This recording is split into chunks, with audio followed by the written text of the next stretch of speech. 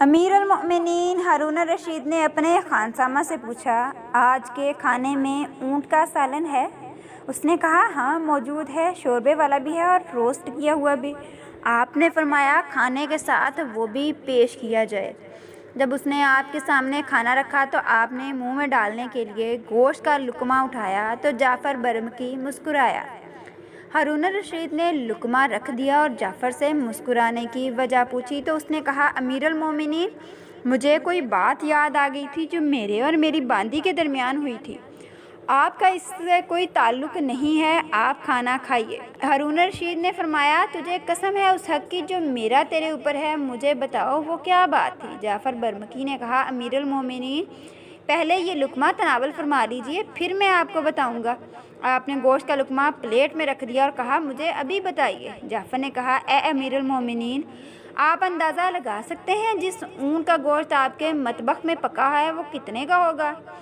امیر المومنین نے فرمایا، یہی کوئی 4000 درہم کا۔ اس نے کہا، نہیں اے امیر المومنین، وہ 4 لاکھ درہم کا سمجھ لیجئے۔ آپ نے پوچھا، وہ کیسے؟ اس نے کہا، آپ نے طویل عرصہ قبل مطبخ میں پکے ہوئے اونٹ کے گوشت کی فرمائش کی تھی، جو اس دن اونٹ ذبح نہ ہونے کی وجہ سے پوری نہ ہو سکی، تو آپ نے فرمایا تھا کہ آج کے بعد مطبخ میں اونٹ کا گوشت ضرور پکنا چاہیے، تو اس دن سے ہم آپ کے لیے بازار سے گوشت نہیں خریدتے بلکہ اونٹ خرید کر خود ذبح کرتے ہیں اور اپنی نگرانی میں پکواتے ہیں۔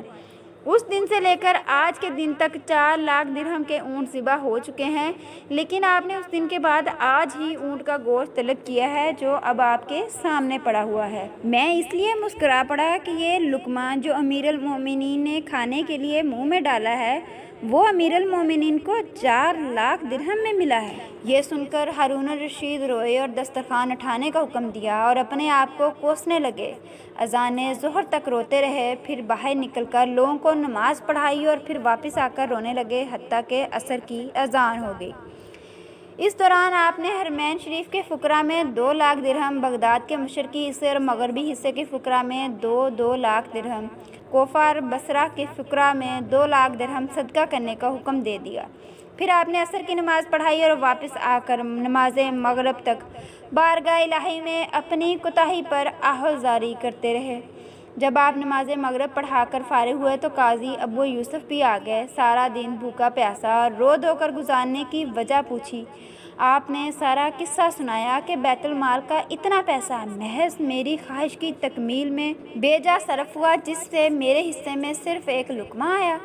قاضی ابو یوسف نے جعفر برمکی سے پوچھا، آپ ذبح کر کے پکاتے رہے ہیں، وہ خراب ہو جایا کرتا تھا یا اسے لوگ کھا لیا کرتے تھے؟ اس نے بتایا کہ لوگ کھا لیا کرتے تھے۔ ابو یوسف نے کہا، امیر المومنین، اللہ سے ثواب کی بشارت حاصل کیجیے، کیونکہ آپ کی وجہ سے اتنا عرصہ مخلوق خدا شاہی کھانا کھاتی رہی۔ اللہ نے آپ کو صدقہ کی توفیق عطا فرمائی جو آپ کی بھول کا کفارہ بن گئی، اور پھر اللہ تعالیٰ نے اس نادانستہ کوتاہی پر آپ کو اپنا خوف عطا فرمایا اور آپ سارا دن روتے رہے۔ کاش ہمارے حکمرانوں کے دلوں میں بھی اسراف کرتے وقت اتنا خوف نہ صحیح مگر تھوڑا سا ہی آ جائے۔ آج کروڑوں بلکہ اربوں روپوں کا بجٹ ایوان صدر اور وزیر اعظم ہاؤس کے لیے رکھا جاتا ہے۔ کاش یہ بجٹ خرچ کرنے سے پہلے ہمارے حکمران ایک لمحے کے لیے ہی سوچ لیں کہ اس بجٹ سے کتنے غریبوں کے مسائل حل ہو سکتے ہیں، کتنے لوگوں کو کھانا مل سکتا ہے، رہائش مل سکتی ہے، مکان مل سکتا ہے، روزی کپڑا مل سکتا ہے۔ کاش اے کاش کوئی سمجھنے والا ہو تو۔ اگر آپ نے ابھی تک ہمارا چینل سبسکرائب نہیں کیا تو کائنڈلی ہمارے چینل کو سبسکرائب کر لیں، اس کے ساتھ لگے بیل آئیکن بھی پریس کر لیں تاکہ آپ کو اس طرح کی تمام مورل ویڈیوز کا نوٹیفیکیشن ٹائملی مل سکے۔